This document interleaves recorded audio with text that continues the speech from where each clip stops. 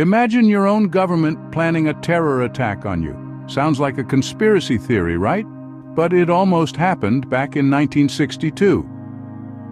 Welcome to the shadowed underbelly of our own history, a place where the line between conspiracy and reality becomes frighteningly blurred. Today we dive into the chilling waters of Operation Northwoods, a plan so audacious it's hard to believe it was ever conceived. It was the year 1962, in the heat of the Cold War. The United States was locked in a tense stalemate with Fidel Castro's Cuba. The government was desperate for a reason, any reason, to justify military action against the Caribbean nation. And so, a plan was hatched. A plan so shocking it would make even the most hardened conspiracy theorist shudder. Operation Northwoods, as it was called, was a proposed plan by the Department of Defense and the Joint Chiefs of Staff. It involved staging acts of terror on American soil, creating a wave of fear and outrage that would spur the public into supporting a war against Cuba. Yes, you heard it right. The plan was to stage terror attacks on American citizens by their own government. This was not some fringe idea. It was a well-documented proposal complete with detailed plans and timelines. It included ideas like hijacking planes, bombing U.S. cities, and even staging mock funerals for fake victims. All to create a false narrative, a fabricated enemy, and a seemingly justifiable war. And how did this shocking plan come to light? It was part of a trove of documents declassified in the late 90s, unearthing a dark corner of American history that had been buried for more than 3 decades. Luckily, President Kennedy rejected the plan, but it remained a secret for many years, fueling numerous conspiracy theories. So the next time you hear a conspiracy theory that seems too outrageous to be true, remember Operation Northwoods, because sometimes the truth is stranger and scarier than fiction. From 1932 to 1972, the U.S. Public Health Service conducted an experiment on 600 African-American men without their informed consent. This is not some far-fetched tale spun by conspiracy theorists. It's a real and incredibly dark chapter in the annals of American history. This was known as the Tuskegee Syphilis Experiment, a 40-year study that has become infamous for its blatant disregard for human rights and medical ethics. The men who were part of this experiment were never told that they had syphilis, nor were they informed about the true nature of the study they were participating in. Instead, they were falsely told that they were receiving free health care from the federal government. The inhumanity of this experiment is staggering. These men were denied not just their rights, but also their health, their dignity, and for some, their lives. When the truth of this experiment came to light in 1972, it sparked a public outrage like no other. People were horrified that their government could be capable of such deception and cruelty.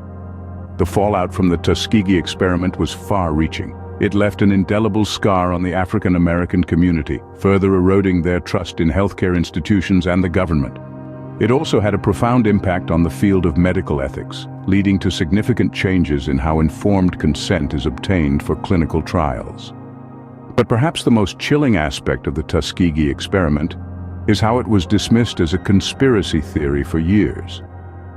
It was only when irrefutable evidence came to light that people began to accept the horrifying reality.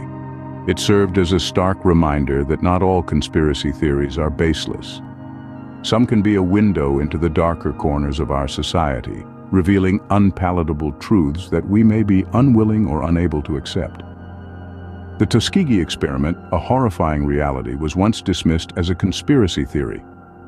This sobering fact underscores the importance of maintaining a critical, questioning mind, even when faced with unsettling possibilities. At the end of World War II, the U.S. government secretly brought over 1,600 Nazi scientists to America. You heard it right. Nazis in America. This wasn't some pulp fiction plot, but a real-life operation called Operation Paperclip. Its goal? To recruit talented German scientists, engineers, and technicians, and utilize their expertise to give the United States an edge in the Cold War. Now you might be asking, why Nazis? Well, the answer lies in the great scientific advancements of Nazi Germany during the war.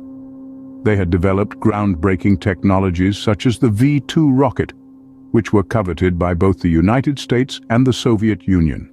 The race was on to secure these scientific minds before the other side could.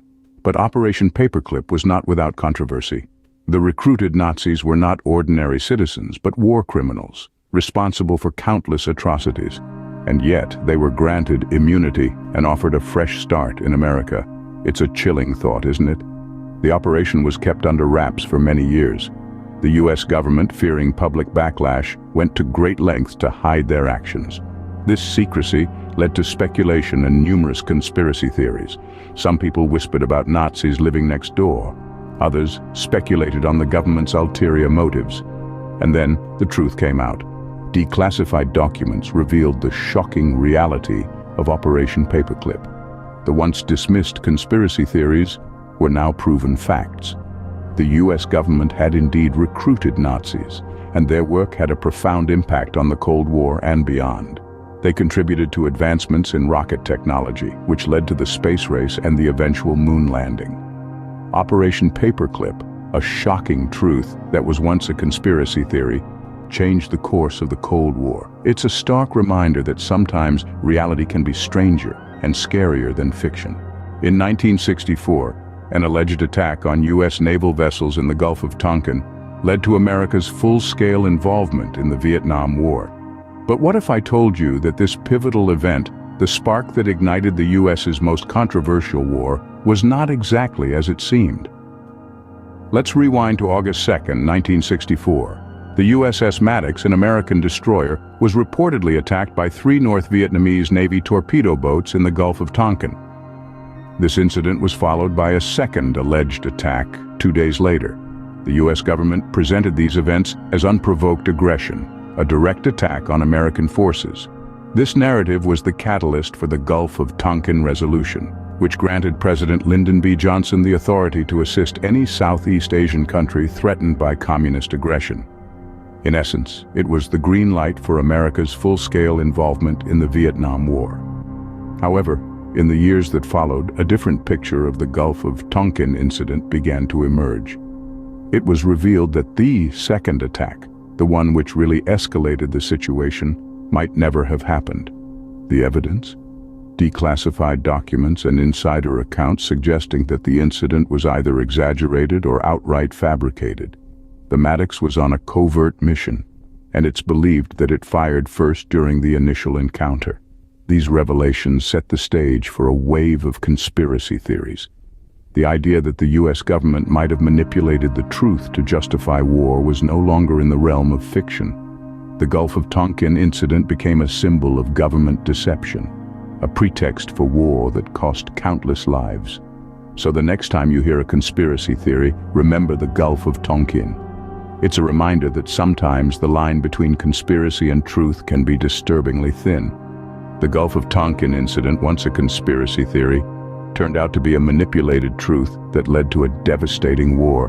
From planning terror attacks to conducting inhumane experiments, the US government has been involved in some shocking activities that were once dismissed as conspiracy theories. We've delved into the shadowy corners of history, unearthing stories that seem too bizarre, too chilling to be true. But truth, as they say, is often stranger than fiction. Remember when we discussed the recruitment of Nazis? Yes, Operation Paperclip was real. After the Second World War, the US government indeed brought over 1,000 German scientists, many of whom had worked under Hitler's regime to advance their own research and development. What was once whispered in hushed tones is now acknowledged as historical fact. And then there's the dark chapter of Project MKUltra. Conspiracy theorists once claimed the CIA had conducted mind control experiments on unsuspecting citizens. It sounded too outlandish to be true, didn't it? Yet in the 70s it was revealed that these theories weren't just figments of wild imagination, but a horrifying reality. We also touched on the pretext for war. Remember the Gulf of Tonkin incident, which escalated the Vietnam War. Initially, it was purported that US vessels were unprovokedly attacked. However, declassified documents later revealed that the incident might not have unfolded as the public was led to believe. So, where does this leave us? It's a thin, blurred line we tread, isn't it? Between the realm of conspiracy and the stark reality of truth.